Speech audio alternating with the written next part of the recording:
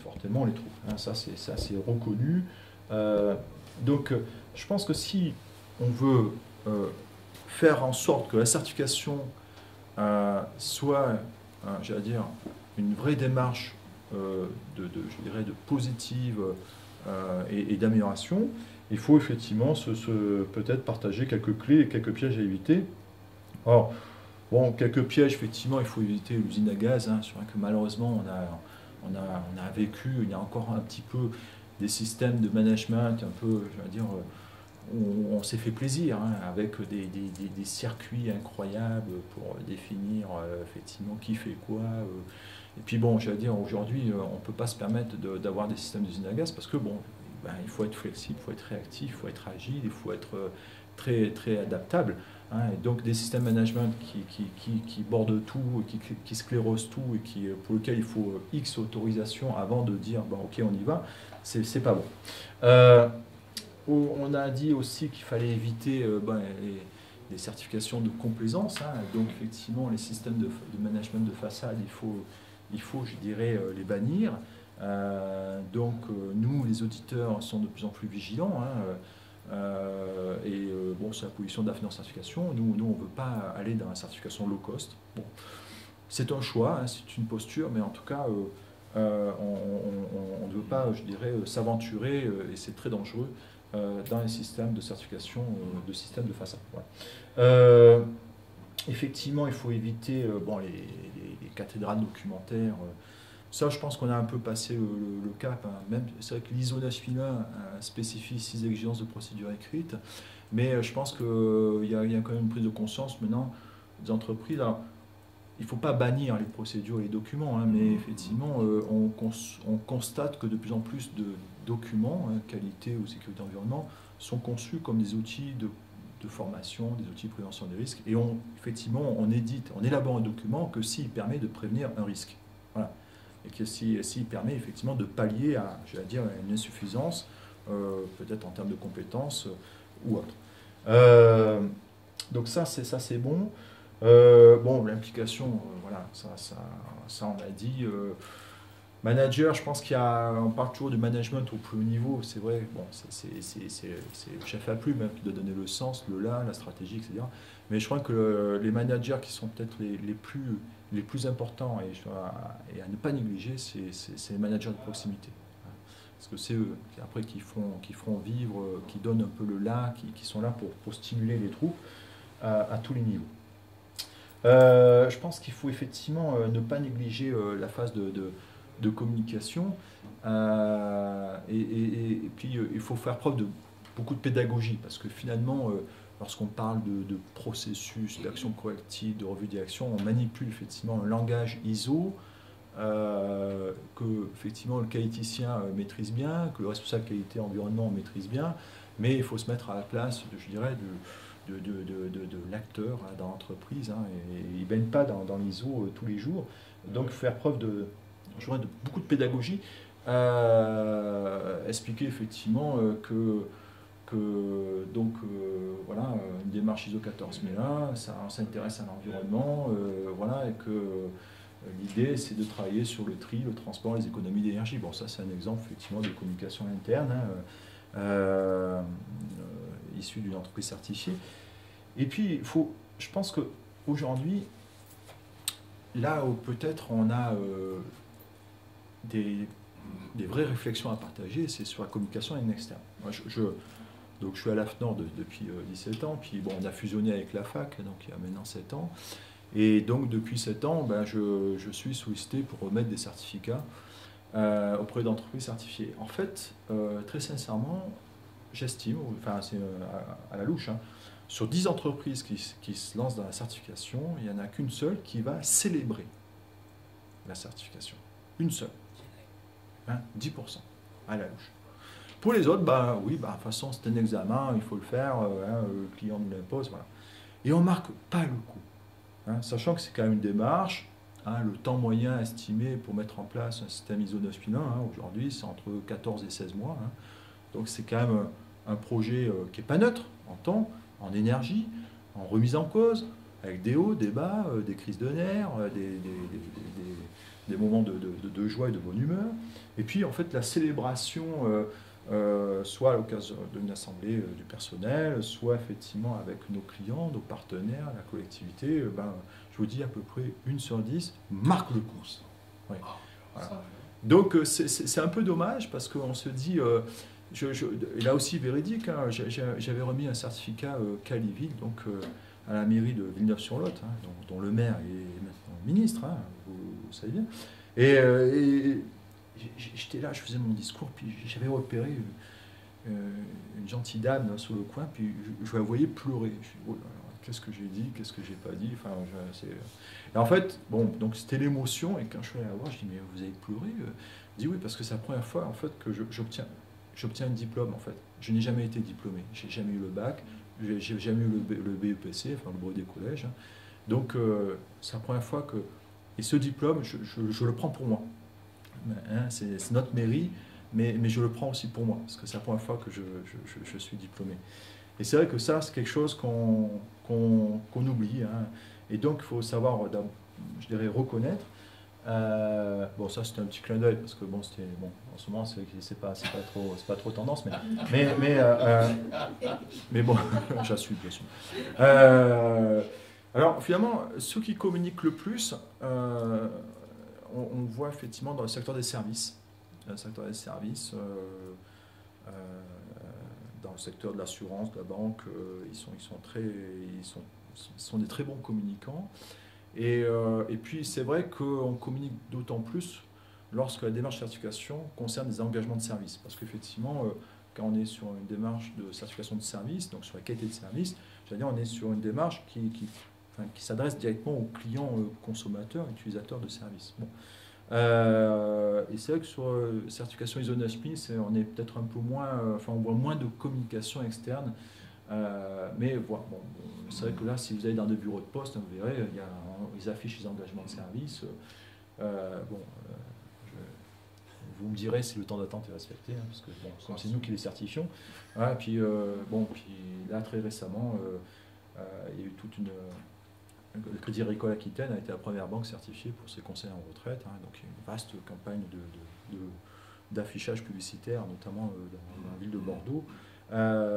Et donc, c'est important effectivement d'avoir d'afficher avec fierté hein, nos reconnaissances.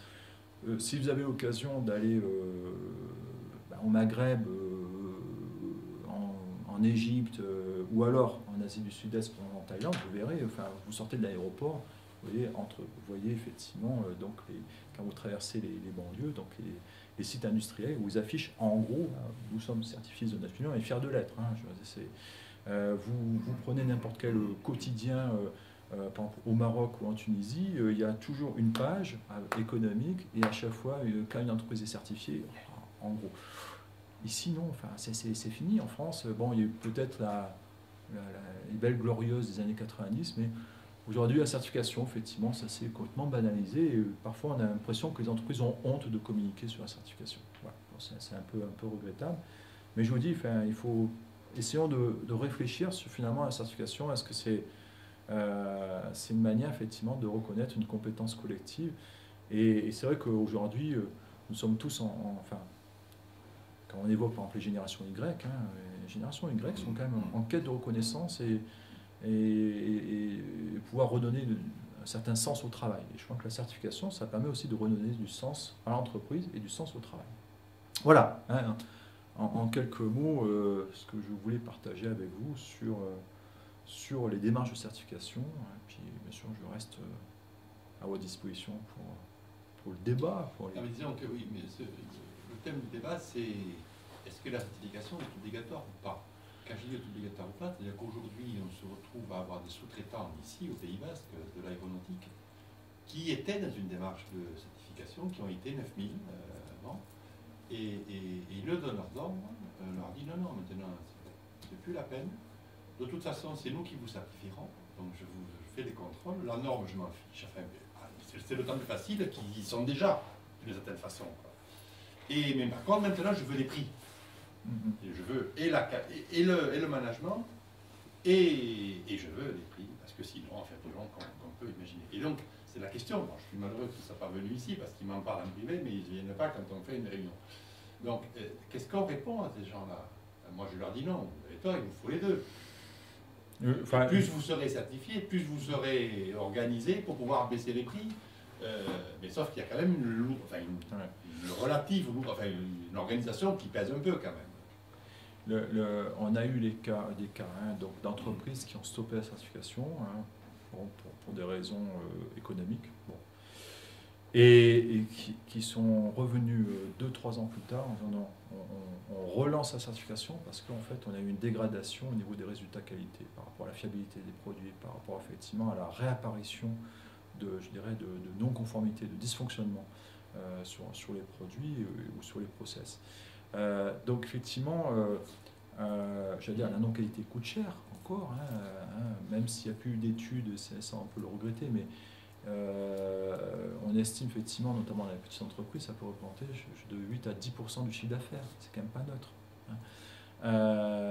Donc, j'allais dire, certes, la certification ne garantit pas, j'allais dire, le zéro défaut et absolu, c'est évident.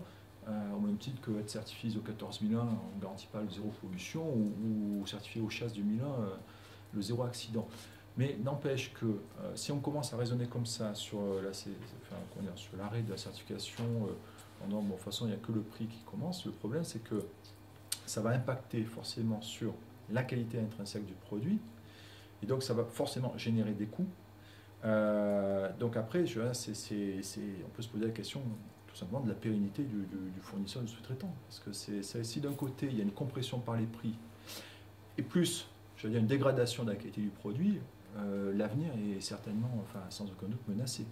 Donc là, il y a clairement une question politique à se poser, en fait, sur le système de reconnaissance, le système de confiance qu'on veut instaurer, effectivement, entre donneurs d'ordre et sous-traitants. Et donc, on pose la question, effectivement, de la responsabilité des donneurs d'ordre. Je n'ai pas évoqué dans la présentation, mais aujourd'hui, effectivement, côté AFNOR, on travaille sur des sujets, alors sur le développement durable, certes, mais le développement durable, je dirais, permet d'ouvrir plein de tiroirs. Et dans les tiroirs sur lesquels on travaille activement aujourd'hui, il y a le tiroir des achats responsables. Comment, effectivement, dans les organisations, on peut faire évoluer les pratiques des achats et des acheteurs qui, globalement, sont quand même, malheureusement, des cost killers. Et donc, comment effectivement aller, je dirais, faire évoluer les pratiques d'achat vers les achats responsables, c'est-à-dire comment je peux intégrer les principes et enjeux du développement durable avec des critères environnementaux, des critères sociaux, des critères sociétaux dans mes critères d'achat. Et puis l'autre sujet, effectivement, qui est totalement corrélé, on travaille actuellement sur donc, tout ce qui est santé et qualité de vie au travail. Alors, on s'aperçoit effectivement qu'il y a émergence de mal-être, de souffrance dans les organisations, mais en fait, les donneurs d'ordre aussi créent du mal-être et de la souffrance auprès de leurs fournisseurs. Justement, en appliquant des politiques un peu, j'allais dire, uniquement, limitées au prix, et puis en imposant aussi des démarches d'amélioration de la productivité de type Lean, mais on va dire du Lean productiviste, et pas du Lean responsable. Et aujourd'hui, effectivement, on est interpellé à la FNOR pratiquement tous les jours. À l'origine, c'était par des représentants syndicaux, mais on a maintenant les préventeurs du réseau prévention, donc les CARSAT, les INRS, etc. Et même maintenant, on a des élus de collectivités territoriales, par exemple au niveau d'un conseil régional qui finançait donc ce fonds d'action collective des projets sur le management pour la filière aéro. Ils sont aperçus effectivement qu'il y avait des dégâts collatéraux causés par le Lean, imposé par des donneurs d'ordre. Le Lean mal géré. Le Lean mal géré, ce qu'on appelle le Lean irresponsable, voilà. C'est-à-dire un Lean qui ne vise que des gains de productivité court terme et qui n'intègre pas le facteur humain. Et aujourd'hui, effectivement, il y a des PME qui sont, j'allais dire, pour lesquelles il y a une recrudescence de TMS, recrudescence de stress au travail, et puis donc ça impacte forcément sur l'absentéisme. Voilà. Donc les gains de productivité qu'on avait observés à court terme, boum, je dirais, chute dramatiquement à moyen terme. Donc effectivement, je crois qu'aujourd'hui, il faut poser la question de la relation client-fournisseur. Quel est le système de confiance aujourd'hui adapté? Lorsqu'on parle de relations mutuellement bénéfiques, hein, relation gagnant-gagnant, effectivement, est-ce que la qualité enfin, paraît quand même être, j'allais dire, le, le levier essentiel pour bâtir des relations mutuellement bénéfiques. Si on revient effectivement à des critères seulement liés au prix, on ne peut pas parler de relations mutuellement bénéfiques. Ça, c'est sûr. Donc, oui, il y a un bon débat là-dessus. Donc, voilà. Donc, au-delà de la certification, c'est effectivement vers quel système de reconnaissance, vers quel système de confiance je dois évoluer pour maîtriser les relations avec mes fournisseurs.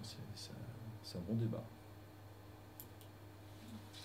Tout le monde est d'accord à ce qu'on vient de dire, mais aujourd'hui, on n'est plus là. La compétition, elle se fait essentiellement par les coûts. Et la problématique aujourd'hui, c'est la compétitivité.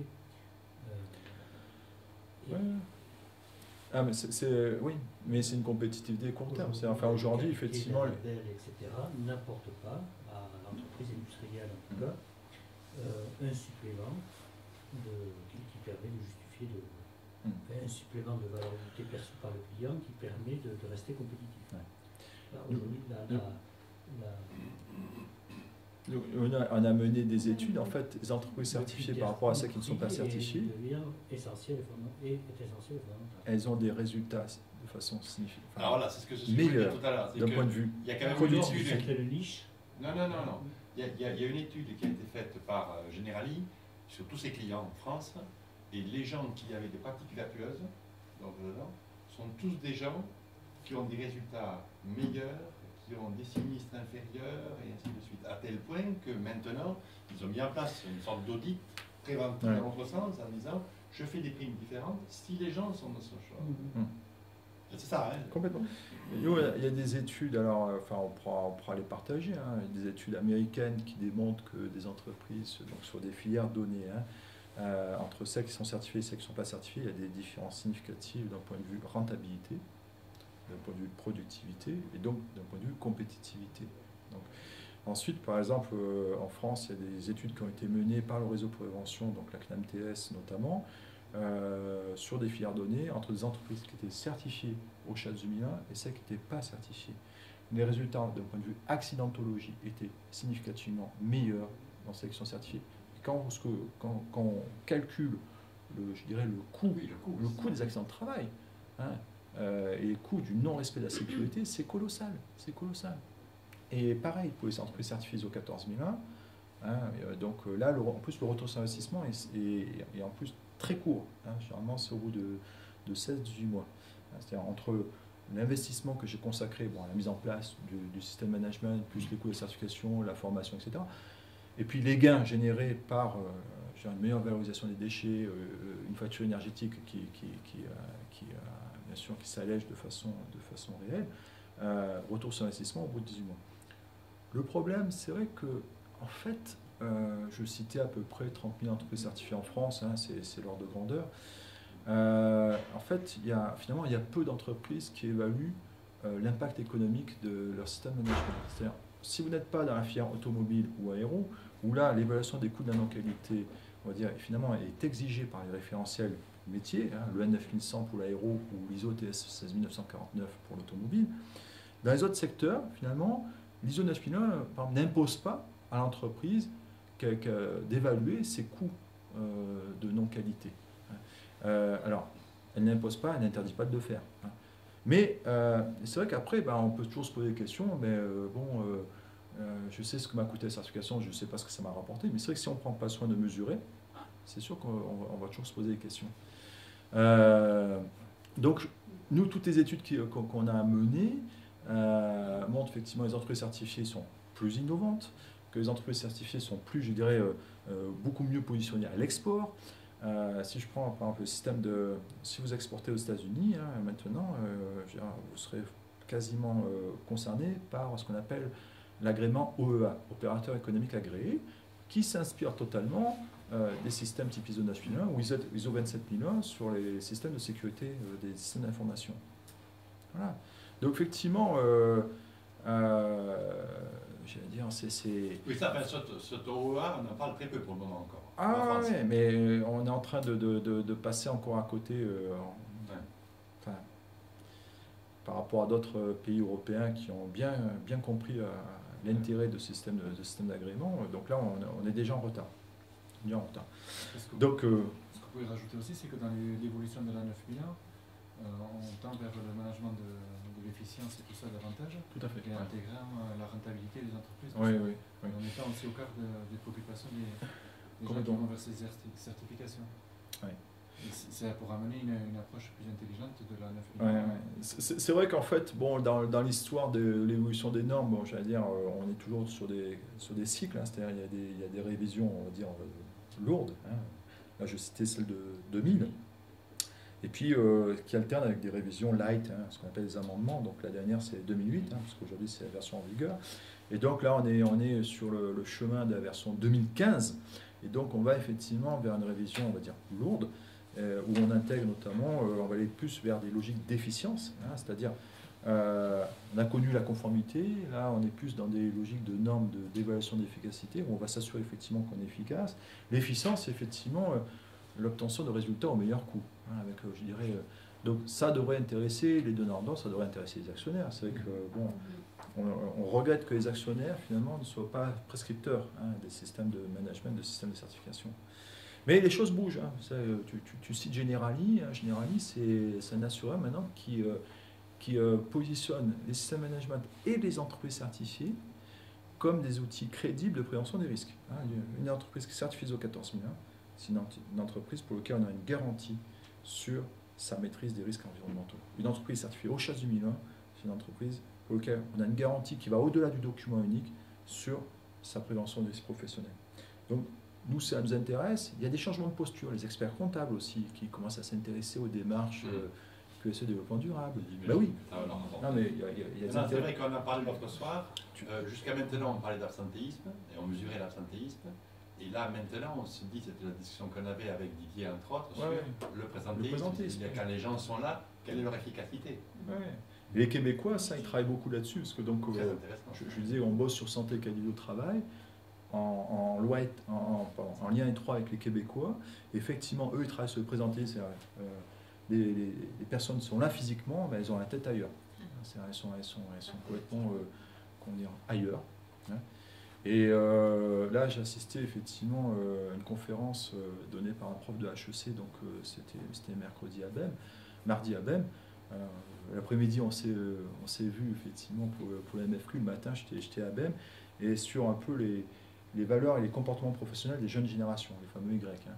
Et c'est vrai que c'est clair que eux, ils seront très soucieux effectivement de la qualité de vie au sens large, et en particulier de la qualité de vie au travail.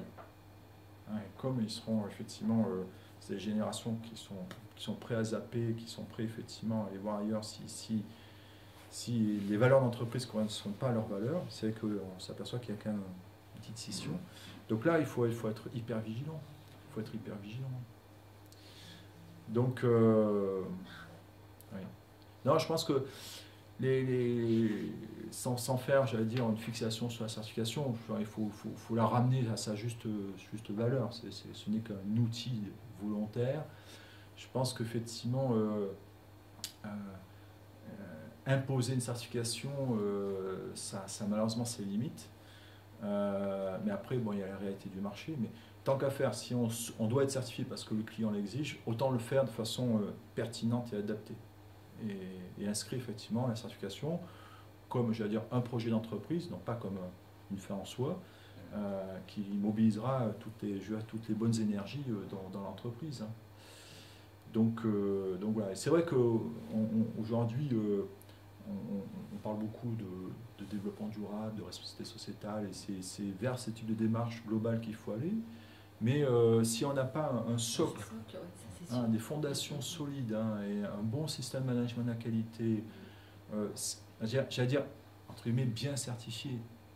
C'est-à-dire, il faut aussi que les auditeurs, les certificateurs et l'accréditeur qui doit être le régulateur permettent effectivement de créer cette valeur ajoutée. Nous, à la FNOR, c'est vrai que nos auditeurs sont briefés, on dit, vous devez être là pour faire de l'audit à valeur ajoutée.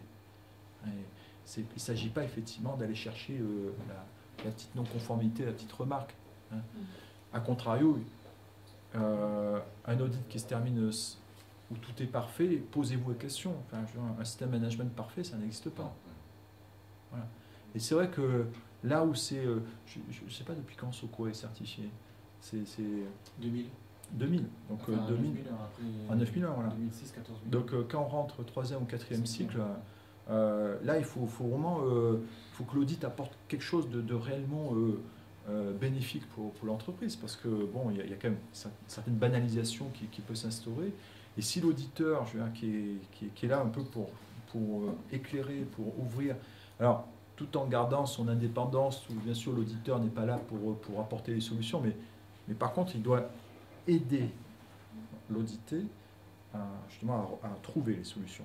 Donc, donc la méthode d'audit est quand même importante, la compétence de l'auditeur est très importante. Ouais, tout à fait, moi je rejoins votre propos, parce que tout à l'heure vous parliez de dérogation pour reconduire un auditeur sur un nouveau cycle de renouvellement. Nous on a fait l'expérience parce qu'en fait sur le premier cycle l'auditeur a été réellement d'une valeur ajoutée avec ses précaux, ses prises de progrès, tout ça, ses préconisations, et on a demandé à ce qu'il revienne pour 3 ans de plus. Donc il a fait le maximum qu'il pouvait faire, c'est-à-dire 6 ans consécutifs de suivi de l'entreprise sur 9 000 ans, 14 000 ans. Et après, et puis c'est bien de changer au bout d'un moment aussi. Oui, après il faut en changer. Ouais. Donc nous, en fait, on est toujours... Enfin, là où on est aujourd'hui, c'est parce qu'aussi il y a eu au moins un auditeur qui était vraiment de valeur ajoutée. Ouais. Alors, par exemple, la question... Et justement, dans la démarche 26 000 aussi, c'est le benchmarking par rapport aux meilleures pratiques, tout ça. Et les valeurs ajoutées, elles viennent des auditeurs qui viennent d'autres structures. Mais après, il ne faut pas non plus imposer ce qui est des fois des non-sens dans certains métiers, parce que ce n'est pas les mêmes risques. Et c'est là aussi que l'auditeur il doit peser un peu et analyser les métiers et les risques des métiers. Quoi. Et alors, par exemple, est-ce que chez Sokoa, est-ce qu'à un moment donné, on s'est posé la question, et si on arrêtait la certification, est-ce que ça nous sert? Justement, c'était un peu le but de ma présence aujourd'hui. Je voulais voir un peu les alternatives, parce que, à un moment donné, je crois que c'est vous qui l'avez dit, est-ce qu'il y a d'autres référentiels que les entreprises peuvent mettre en place et qui peuvent être aussi, sans avoir recours effectivement à un organisme certificateur, qui peuvent être aussi des alternatives à moindre coût et qui peuvent être reconnues. Est-ce qu'il y a ce type d'initiatives qui se font parce que aujourd'hui, vous l'avez cité vous-même, la conjoncture n'est pas forcément favorable à ces aspects de certification. Je pense que on a toujours des démarches, des référentiels qui peuvent permettre, j'allais dire, d'aller plus loin, de trouver de nouveaux challenges et creuser de nouveaux sujets. Hein. J'évoquais par exemple santé et bien-être au travail. Aujourd'hui, par exemple, il existe des normes québécoises là-dessus. Ce sont des normes sur lesquelles on bosse dans le cadre d'une expérimentation qu'on mène en Aquitaine. Donc c'est vrai que, par exemple, une entreprise qui est certifiée OSHA 2001, globalement, les questions de sécurité au travail sont quand même bien maîtrisées, mais dès qu'on aborde la question de la santé physique, santé morale, santé psychologique, santé sociale des salariés, c'est des sujets qui sont quand même beaucoup moins évidents et qui sont finalement peu abordés dans les systèmes de type OSHA 2001. Donc il y a ces autres référentiels qui permettent de creuser. On parlait de l'énergie tout à l'heure, donc il y a par exemple, les systèmes type ISO 50001 où on est totalement consacré sur les aspects énergétiques et comment on peut améliorer la performance énergétique de l'organisation. Donc il y a ces approches-là. Après, c'est vrai que sur les systèmes de reconnaissance, moi je citerai un cas effectivement un peu similaire à Sokoa, une entreprise en Poitou-Charentes qui était certifiée 9 000, 14 000 et qui avait été évaluée à l'époque à FAC millénaire. Et elle a dit, ouais, mais bon, il va falloir qu'on fasse un choix et finalement on va arrêter la certification de 9 000 14 000 et on fera une évaluation à FAC millénaire. Et en fait, c'est une évaluation développement durable qu'on appelle à FAC 26 000 maintenant. Voilà. Mais en fait, on est sur des démarches assez différentes parce que 9 000 ISO 14 000, on est sur, la maîtrise des activités, sur l'organisation, sur effectivement tout ce que je dois maîtriser au niveau des process pour éviter effectivement la non-qualité au niveau d'un produit, etc. Alors que dans la démarche d'évaluation AFAC 26000, on va s'interroger sur est-ce que j'ai des stratégies, comment elles se traduisent de façon opérationnelle, est-ce que j'ai des indicateurs d'un point de vue social, environnemental. On n'est pas sur la même démarche. Voilà. C'est complémentaire. C'est complémentaire. Voilà. Et donc, c'est vrai que cette entreprise a eu après effectivement des difficultés parce que le système management, j'allais dire, était quand même, c'était le socle d'organisation. Après, c'est vrai que on peut bien vivre sans la certification, ça c'est clair. Ce qui manque après, c'est ce côté, le petit coup de pouce, l'aiguillon, le principe d'œil neuf. Après, il y a d'autres systèmes alternatifs, oui. Par exemple, le système AK, les auditeurs croisés en Aquitaine, finalement, l'œil neuf, c'est l'auditeur d'une autre entreprise qui vient, et donc en faisant des audits croisés. C'est stimulant, etc. Ça peut être effectivement une formule alternative. Mais après, la question qu'il faut se poser, c'est quel est l'impact lié à la perte d'une certification, ou au retrait d'une certification, ou la suppression d'une certification. Est-ce que mes clients, je en porteront rigueur? Est-ce que la collectivité et le territoire où je suis implanté, si j'arrête ma certification ISO 14001, quel va être l'impact par rapport à la cessation de cette reconnaissance? Vis-à-vis des salariés, effectivement, on va dire, on arrête ISO 14001 parce que, finalement, c'est une question importante, il y a des choix économiques. Sachant que le coût de la certification par rapport au coût de mise en place d'une démarche, généralement, on représente 10 à 15%. Ça, c'est la première fois. Après, bien sûr, il y a la maintenance du système. Mais après, c'est une question d'équilibre. Effectivement, il faut se poser la question de ce que ça me coûte et surtout de ce que ça me rapporte. Donc, il faut avoir toujours ce système d'évaluation en tête. Et puis l'impact, c'est surtout au niveau des salariés, je pense, quand on arrête d'être certifié. Parce que comme on leur a dit, on veut être certifié parce qu'on veut faire des produits de qualité, etc. Le jour où on leur dit, on arrête, ils prennent, maintenant la qualité, on s'en fout. On peut tout à fait être conforme et décider de ne pas se faire certifier. Et avoir un système de management qui permet l'amélioration continue, la mise en place des indicateurs et tout ça. Mais une fois qu'on est certifié, par contre, faire marche arrière, ça peut être dangereux. Après, avoir un système de management qui fonctionne et qui n'est pas certifié, c'est possible. Il faut vraiment un management fort, impliqué, soit un outil vraiment quotidien de fonctionnement, ça c'est sûr. Mais une fois qu'on est certifié, revenir en arrière, pour moi, c'est au niveau implication du personnel, ça peut être un peu dangereux. Il faut vraiment bien l'expliquer et bien suivre. Mais ça dépend des maturités des entreprises. Ah oui, c'est sûr. Du management qui est en place. Mais après, est-ce qu'au départ on l'a fait pour la certification ou est-ce qu'on l'a fait pour être mieux fonctionner? Et puis comment on l'a expliqué? Mieux être dans l'entreprise et moins. Moi, je suis presque, maintenant qu'on est en 26 000, de me dire, tiens, 9 000 et 14 000, c'est le béaba, et est-ce que ça nous apporterait quelque chose? Après, je pense que ce qui peut être intéressant, vous l'avez cité, c'est de benchmarker avec des entreprises qui sont un peu dans la même situation. Vous prenez un Château Restreint au dos, ils sont certifiés 9 000 et 14 000, ils sont évalués à FAC 26 000. Eux, ils continuent, j'allais dire, à faire le choix de dire on a besoin des deux, parce que c'est complémentaire. Après, c'est vrai qu'il y a aussi la réalité économique de ces systèmes de reconnaissance. Donc eux, aujourd'hui, ils vont vers tout simplement des audits et évaluations intégrés. C'est-à-dire, finalement, on va tout optimiser et donc ça va être pendant le même process, avec des compétences différentes, mais ça sera le même process. On va faire en même temps l'audit 9001, 14001, suivi de l'évaluation à FAC 26000. Tout ça de façon intégrée. On a de plus en plus de cas. On a la CC du Gers qui a été évaluée par AFAC 26000 EFQM. EFQM, qui est le modèle d'excellence managériale. Bosch à Rodez, ils ont fait 9001 EFQM AFAC 26000. Donc, il y en a qui font au HSS aussi. Oui. Après, le classique, en plus, les entreprises sont certifiées QSE. Le FQM est intéressant parce qu'il permet justement de se benchmarker facilement. Oui, le FQM et AFAC 26000 en fait reposent sur la même logique. Ce qui change, ce sont les critères. Je veux dire, mais c'est une logique effectivement où on évalue des pratiques et des résultats avec un système de scoring équilibré.